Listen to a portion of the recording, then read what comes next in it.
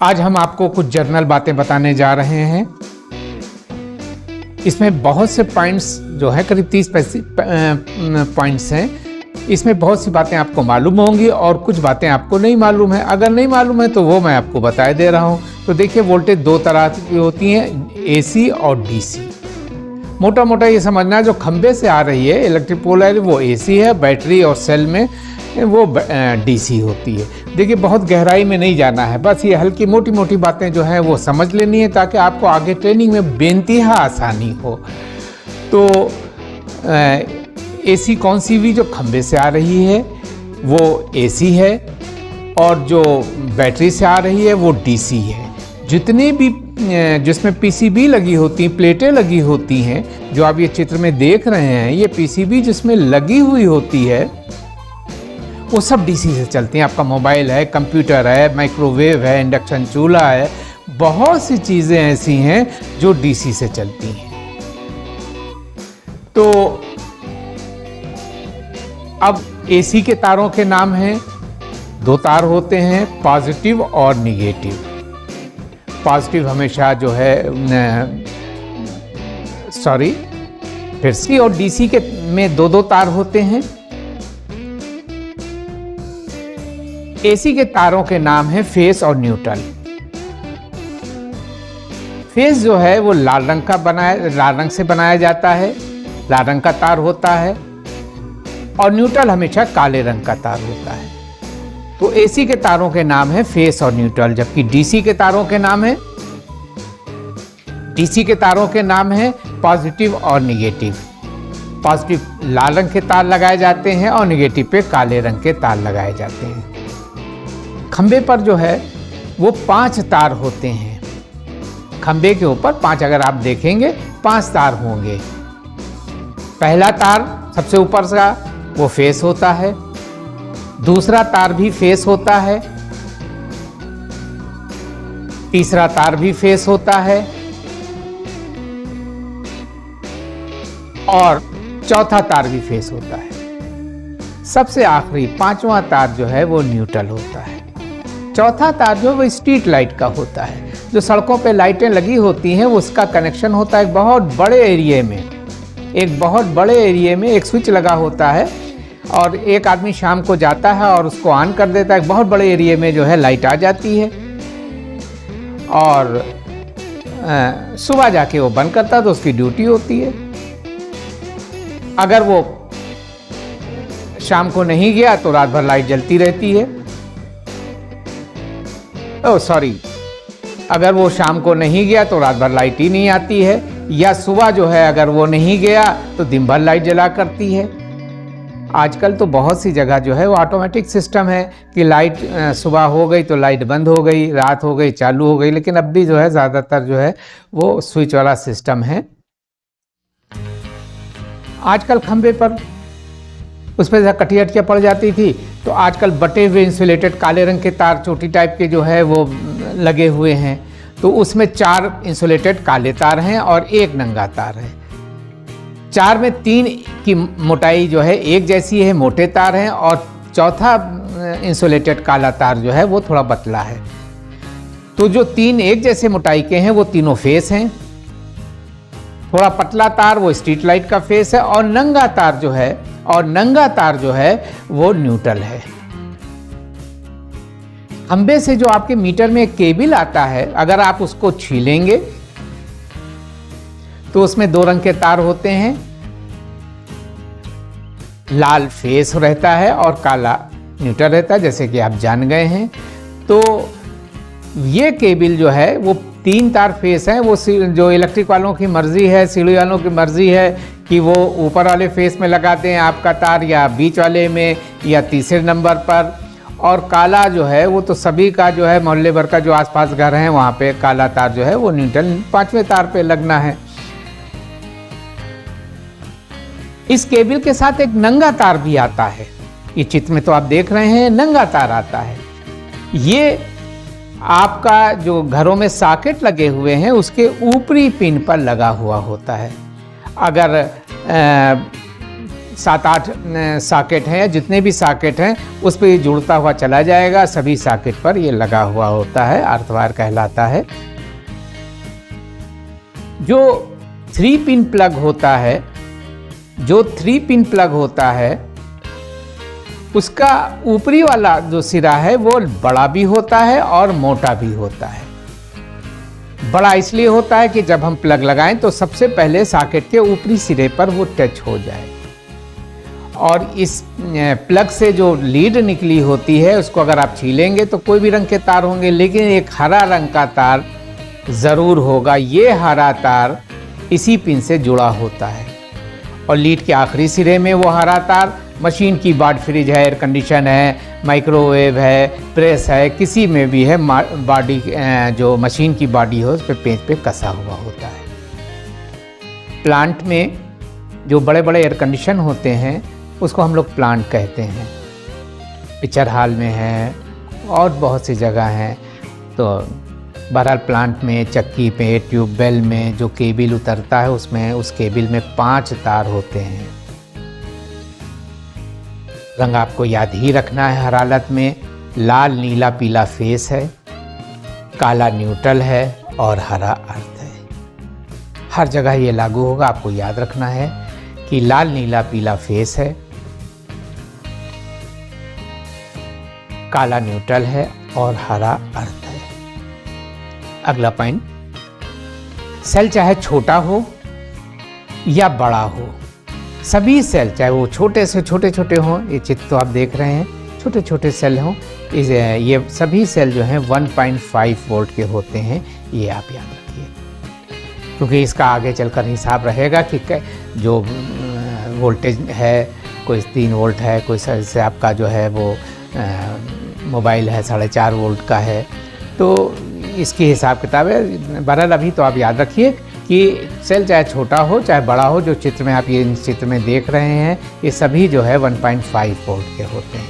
लेकिन जो बैटरी होती है इसमें छोटे छोटे खाने होते हैं, उसे सेल कहते हैं। याद क्या रखना है कि बैटरी का सेल 2 वोल्ट का होता है। एक बैटरी का वो सेल है, उसमें बहुत छोटे छोटे खाने होते हैं। ये में तो देख रहे हैं आप, छोटे छोटे खाने होते हैं। ये छोटे छोटे खाने होते हैं। ये बैटरी का एक सेल जो है वो 2 वोल्ट का होता है। देखिए ऐसा है कि टीवी है, एयर कंडीशन में भी जो अंदर कंट्रोल प्लेटें हैं, फ्रिज में भी आजकल पीसीबी लग के आने लगी हैं, माइक्रोवेव है, इंडक्शन चूल्हा है, कंप्यूटर है, ये सभी डीसी से चलती हो। चला हम एसी से रहें, क्योंकि वहाँ प्लग लगा दिया, वहाँ पे तो एसी है। हम बड़ी आसानी से एसी को डीसी में बदल लेते हैं, जिसको हम लोग कहते हैं चुटकी बजा के। सबसे पहले आप यहाँ पे हम आपको जब सिखाएंगे कि एसी को इसी तरह हम डीसी को भी एसी में बदल लेते हैं। इन्वर्टर में तो आपने देखा ही होगा कि बैटरी से हमने 12 वोल्ट डीसी ली और उसको जो है हमने एसी में बदला, फिर उसको हमने बढ़ाया, फिर आपका पंखा वगैरह चला। इसी तरह आपका मोबाइल 4.5 वोल्ट का है, डीसी से चलता है, एसी पे लगा है, तो वो जो आपका चार्जर है उसमें भी यही काम हो रहा है कि ज़्यादा वोल्ट को, 220 वोल्ट को जो है हम 4.5 वोल्ट में बदलते हैं, उसके बाद डीसी में बदलते हैं। और फंक्शन तो हम आगे चलकर, ये तो हल्का सा आपका माइंड मेकअप करने के लिए ये बात चल रही है। डिटेल तो हम आगे चल के आपको बताना ही बताना है। अब हम आपको नेक्स्ट पॉइंट बताने जा रहे हैं। एक मामूली तार के दो या दो से ज़्यादा चक्कर लगा दिए जाएं तो वो कॉइल कहलाता है।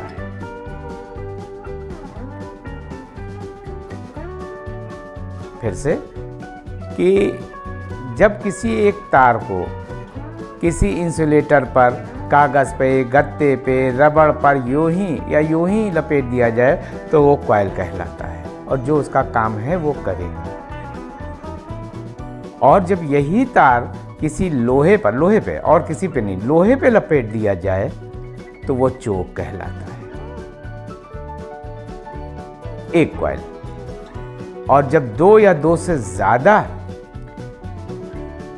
कॉइल लपेट दिए जाएं, कम से कम 2 और 2 से ज़्यादा भी हो सकते हैं, तो वो ट्रांसफार्मर या मोटर कहलाएगा। ट्रांसफार्मर में ट्रांसफार्मर में 2 कॉइल होते हैं, जैसे कि आप जान गए। एक कॉइल को कहते हैं प्राइमरी कॉइल और एक को कहते हैं सेकेंडरी कॉइल। ऐसे तो ट्रांसफार्मर बहुत से तरह के होते हैं, लेकिन जो ज़्यादातर स्टेप डाउन उसके बारे में बता रहे हैं कि प्राइमरी जो है वो पतले तारों की होती है, ज़्यादा चक्कर होते हैं और पहले भरी जाती है यानी नीचे होती है। सेकेंडरी जो है वो मोटे तारों की होती है।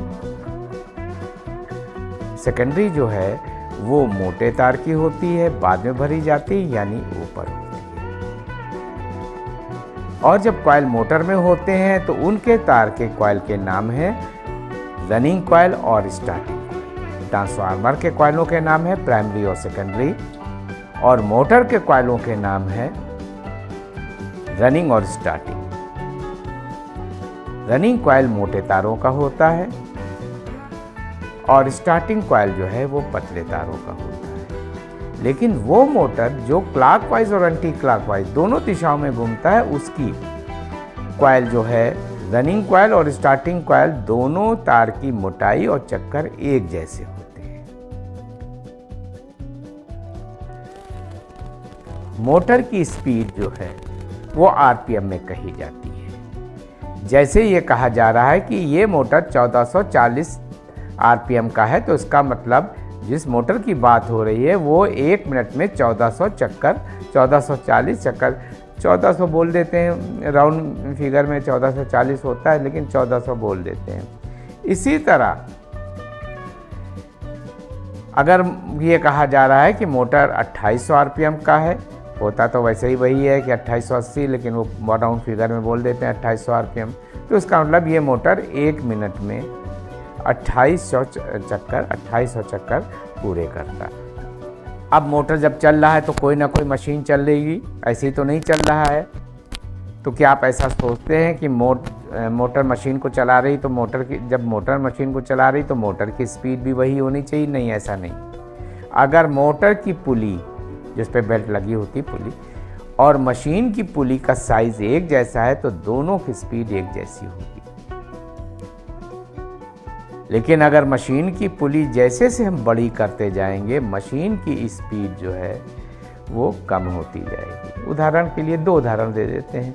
एक गन्ने की मशीन तो देखी होगी, इस पर जो मोटर लगा हुआ उसमें पुली इतनी सी लगी हुई है, और मशीन पर जो है वो बड़ी सी पुली है, तो अपना मोटर अपनी स्पीड से चल रहा, जो भी उसका आरपीएम हो 1400 आरपीएम का है जो भी है, लेकिन मशीन अपने धीरे धीरे घूम रही है। इसी तरह आप देखेंगे कि वॉशिंग मशीन में उसकी मोटर में छोटी सी पुली लगी हुई है और मशीन की जो पुली है वो काफ़ी बड़ी है।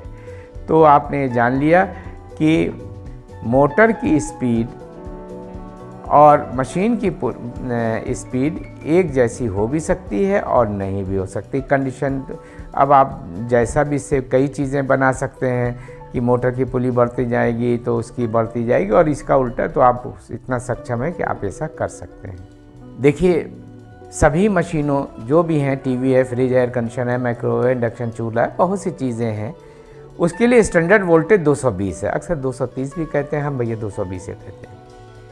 220 है, मानी बात है कि सब हमेशा 220 वोल्ट थोड़ा आती है, हमें कुछ कम ज़्यादा, तो कितनी कम कितनी ज़्यादा, तो 10% कम 10% ज़्यादा पर मशीनें सभी काम करती हैं, सही काम करती हैं। यानी सभी मशीनें 190 से 240 के बीच सही काम करती हैं। अब लेकिन राउंड फिगर, वही राउंड फिगर का मामला है, तो जब कहा जाता है तो 200-240 के बीच जो है वो मशीन सभी चलती हैं। उम्मीद है बात समझ में आ रही होगी। अब हम आते हैं 2 ऐसी चीज़ें हैं जो नए लड़कों को थोड़ा सा समझने में है, बहुत मामूली चीज़ें, दिक्कत होती है, कन्फ्यूज़न होती है। एक रेंज, एक यूनिट। समझ लिए, रेंज का मतलब होता है कहाँ से यहाँ से कहाँ तक या कहाँ से कहाँ तक। जैसे स्टेबलाइजर, उदाहरण के लिए जैसे स्टेबलाइज़र है, वोल्टेज बढ़ाता है, वह कितना बढ़ाता है, उसकी रेंज होगी, कुछ हद होगी। ये नहीं कि 50 वोल्ट आ रही है हमें 200 बढ़ा दिया, ऐसा नहीं है। उस पर रेंज लिखी होती है कि भाई अलग अलग है। उदाहरण के लिए जो दे रहे हैं 100, क्योंकि ये जो उदाहरण दे रहे हैं ये स्टेबलाइजर ज़्यादा चलता है 140 से 290 वोल्ट, यानी वोल्टेज जो है अगर 140 वोल्ट आ रही है तो बढ़ाकर, 140 से कम नहीं, 140 अगर वोल्ट आ रही तो बढ़ाकर आपको 200 वोल्ट दे देगा, और ज़्यादा आ रही 290 तो घटाकर आपको जो है 240 दे देगा। यानी अगर 140 से 290 आ रहा तो ये कंट्रोल करके आपको 200-240 के बीच कोई भी वोल्टेज जो है आपको दे देगा। लेकिन अगर 130 आ रही है तो 200 थोड़ा देगा, हो सकता है 190 दे, 185 दे, तो ये रेंज है। और उदाहरण ले लेते हैं, एक बंदूक है, वो 1 किलोमीटर की मार करती है। यानी क्या मतलब हुआ कि यहाँ से 1 किलोमीटर तक के ये बंदूक की रेंज हो गई 1 किलोमीटर। आपको और ज़्यादा है तो दूसरी बंदूक लीजिए, तो उस जो बंदूक की एक कहा जा रहा है कि इस बंदूक की जो है 500 मीटर है, यानी आधा किलोमीटर मार करेगी। और ये रेंज शब्द आपके लिए बिल्कुल नया नहीं, आप बहुत बार सुन चुके होंगे। जब आप कपड़ा लेने गए तो दुकानदार पूछता भाई किस रेंज में कपड़ा आपको दिखाएं, तो आप कहते हैं कि भाई 200 वाला दिखा दो, तो अब वो 150, 180, 250 इसी के आसपास के कपड़े आपको दिखाएगा। उसके पास तो 1000 वाले भी हैं और कम वाले भी हैं, तो वो आपसे पहले एक आइडिया ले लेता है। तो ये रेंज है। इस रेंज शब्द में कहाँ से कहाँ तक के और यहाँ से कहाँ तक के ये बोध होता है। फिर आ जाते हैं यूनिट पर। ये हर चीज़ की नाप होती है। अगर नाप नहीं है, यूनिट नहीं होगा। जब वजन नापने की यूनिट जो है वो ग्राम है, और बड़ी इसी में यह है जो है 1 किलोग्राम है। अगर ये नहीं होता तो एक्सप्लेन कैसे करते। दूध या तेल लेना है तो लीटर है।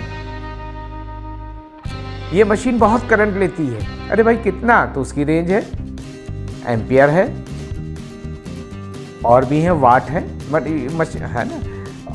भूकंप आ गया, बड़ी स्पीड से आ गया भाई, मैं कितनी दे, तो उसका भी नाप है, रिएक्टर है। और हर चीज़ें तो उदाहरण दे रहे हैं छोटी छोटी, बता के आपको यूनिट का मतलब समझना। बड़ी ठंडक हो रही है, कितनी हो रही है, फ़ारेनहाइट या सेंटीग्रेड। जो यूनिट है, जैसे भी ग्राम हमने आपसे कहा, सेर भी है, पाउंड भी है, कई यूनिट होती हैं एक ही चीज़ की, वज़न नापने की हो, ठंडक नापने की। दो इंडिया में बहुत चलते हैं, फ़ारेनहाइट और सेंटीग्रेड, ये यूनिट है। मोटाई नापने की जो है गेज है। तो इससे हमें अंदाज़ हो जाता है कि भाई कितना मात्रा है, कितना। और जिस चीज़ में जो है नाप नहीं होती है, उसमें बहुत ज़्यादा कन्फ्यूज़न होता है। 3-4 चीज़ें तो हमें मालूम है, कमेंट करके बताइएगा, बल्कि हमसे पूछिएगा, यहाँ पे नहीं बताएंगे। इतना कन्फ्यूज़न हो जाता है जिसकी नाप नहीं है। चलिए बता दे रहे हैं, आप कह रहे बता दें, नाप नहीं है तो कन्फ्यूज़न है। जैसे हम आपसे बहुत मोहब्बत करते हैं, बहुत ज़्यादा, भाई कितनी है ही नहीं, क्या बताया जाए। आपसे इसी तरह से उल्टा, मैं आपसे बहुत नफरत करता हूँ, कितनी, कोई नाप नहीं, कन्फ्यूज़न है। खुशबू बहुत अच्छी है, कितनी अच्छी, कोई नाप नहीं। तो कुछ जो चीज़ों की नाप नहीं होती भाई, उसमें बड़ा कन्फ्यूज़न होता है। तो यूनिट आपको समझ लेना है। और हम जो आपको यहाँ बुक देते हैं उसमें बहुत से यूनिट हमने पूरा एक पेज बना रखा है, और बहुत जल्दी इस पर हम वीडियो भी बनाएंगे। उस पर यूनिट है, उसको आपको समझ लेना है। नेक्स्ट पॉइंट है ये ठंडक या गर्मी, उसका उल्टा, या मोटाई, इनको समझ लेना है। जैसे जैसे नंबर कम होंगे, 24, 22 कम हो गया, 20, तो 24 डिग्री सेंटीग्रेड और 22 डिग्री में 22 डिग्री सेंटीग्रेड ज़्यादा ठंडा होगा, 24 कम होगा। एक और ले लेते हैं, 20 डिग्री सेंटीग्रेड, 16 डिग्री सेंटीग्रेड, यानी 16 ज़्यादा ठंडा होगा, 20 कम होगा। इसी तरह से आप समझ सकते हैं। इसी तरह मोटाई में जैसे जैसे नंबर कम होंगे, चीज़ मोटी होती जाएगी। वही अंक ले लेते हैं, 24 गेज, 22 गेज, 24 गेज पतला होगा 22 के मुकाबले, 22 मोटा होगा। 30 गेज 24 गेज 30 पतला होगा और पता नहीं क्या उदाहरण दिया था बोलेगा। हाँ 30 और 24, 30 पतला होगा और 24 जो है वो मोटा। अगला पॉइंट है मैग्नेट, चुंबक। देखिए ऐसा होता है, चुंबक दो तरह के होते हैं, एक जो है तो है स्थिर चुंबक और एक चुंबक जो हम लोग के हर वक्त नहीं ध्यान देते हैं, लेकिन हर वक्त उसका यूज है, पंखे चल रहे हैं और भी चीज़ें हैं। जब किसी लोहे पर तार लपेटा जाए और उसमें धारा प्रवाहित की जाए तो उतनी देर के लिए उस लोहे में चुंबक बन जाता है, जिसे हम इलेक्ट्रोमैग्नेट कहते हैं। रिले है, कॉन्टैक्टर है, पंखे हैं, सब कुछ जो है सब इसी आधार पर है कि जब हम उसमें होता है लोहे पर तार लिपटे होते हैं, हम जब उसमें धारा प्रवाहित करते हैं, स्विच ऑन किया बस पे तो पंखा घूमने लगता है, कॉन्टैक्टर का जो है ऑन ऑफ होने लगता है, जो भी है। तो इलेक्ट्रोमैग्नेट, जब हम कोई कॉइल लोहे पर लिपटा हो और उस कॉइल पर हम जब धारा प्रवाहित करेंगे तो उतनी देर के लिए उसमें मैग्नेट बन जाएगा। एक शब्द, फिर अगला पॉइंट है, एक शब्द है कोर। ऐसा होता है ट्रांसफार्मर बहुत पतली आप जो चित्र देख रहे हैं पत्तियों के बना हुआ, इसे कोर। जो मोटर होता है जिसपे तार लिपटे होते हैं उसको भी आप ध्यान से देखेंगे पतली पत्तियों से बने, इसे भी कोर कहते हैं। तो उस पत्ती को भी कोर कहते हैं और ट्रांसफार्मर या स्टेटर की मोटाई को भी कोर कहते हैं। तो अब आपको सेंटेंस से समझना पड़ेगा कि किन अर्थों में, किन में जो है वो कोर शब्द का प्रयोग किया जा रहा है। जैसे कोई कहे कि इस ट्रांसफार्मर में कौन सी कोर लगी है, तो अब वो क्वालिटी पूछ रहा है कि उसमें जेडी लगी है, कि मारुति लगी है, कि सीआरजीओ लगी है, या जो भी है, तो वो क्वालिटी पूछ रहा है। लेकिन अगर ये कहे कि ट्रांसफार्मर या स्टेटर ये इसकी कोर क्या है, तब वो मोटाई पूछ रहा है कि 1 इंची मोटी कोर है, 2 इंची, या जो मोटाई है वो कहा जाएगा भाई ये इसका ट्रांसफार्मर 2 इंची है, इसकी कोर जो है 2 इंची है। इसके अलावा और भी बहुत सी जगह जो है कोर शब्द का प्रयोग किया जाता है। जैसे केबिल में जो है 3 तार हैं तो कहेंगे 3 कोर केबिल, 4 हैं तो 4 कोर केबिल, और मिलिट्री में हमें भी सुना है कि 4 कोर बटालियन। बहरहाल उससे हमसे क्या मतलब, हमें तो ये टेक्निकल का देखना है, तो कोर शब्द का ये है। अगला पॉइंट है सर्किट किसे कहते हैं। देखिए जब 2 या 2 से ज़्यादा सामान एक प्लानिंग से क्रमबद्ध रखे जाएंगे तो उसे सर्किट कहेंगे। ये नहीं कि इधर से उधर जो भी है एक सिस्टम से, प्लानिंग से तरीके से रखे जाएंगे तो उसे हम सर्किट कहते हैं। एक शब्द और है इनपुट आउटपुट, खूब यूज़ होता है जब आप इस लाइन में रहेंगे तो हमेशा हर वक्त इनपुट आउटपुट, और भी बहुत से शब्द हैं, अभी तो इनपुट आउटपुट की बात हो रही है। इनपुट जो हम दे रहे हैं वो इनपुट है, उसके बदले हमें जो मिल रहा है वो आउटपुट है। जैसे हमने 150 वोल्ट दी तो इनपुट हो गई, उसके बदले हमें जो है 220 मिला, आउटपुट हो गया। या एक तार है, उसके इस सिरे पर हमने सप्लाई दी तो ये सिरा जो है इनपुट हो गया, उस सिरे पर जो है लीड के हमें सप्लाई मिली तो वो आउटपुट सिरा हो गया। जिधर से हम दे रहे हैं वो इनपुट सिरा हो गया। ये बहुत ज़रूरी है क्योंकि आपको आगे जब आप हमारे वीडियो देखेंगे तो हर जगह जो है इनपुट आउटपुट की बात होगी। तो जिस सिरे पर हम सप्लाई दे रहे हैं वो इनपुट सिरा हो गया, जिस सिरे पर जो है हमें उसके वोल्टेज मिल रही है वो आउटपुट सिरा हो गया। या कोई उपकरण है, सामान है, उसको जो स्टेबलाइज़र है हमने उसको 150 दिया और उसके बाद हमें जो है 220 मिला, तो जो दिया वो 150 वो इनपुट हो गया, जो उसके बदले मिला वो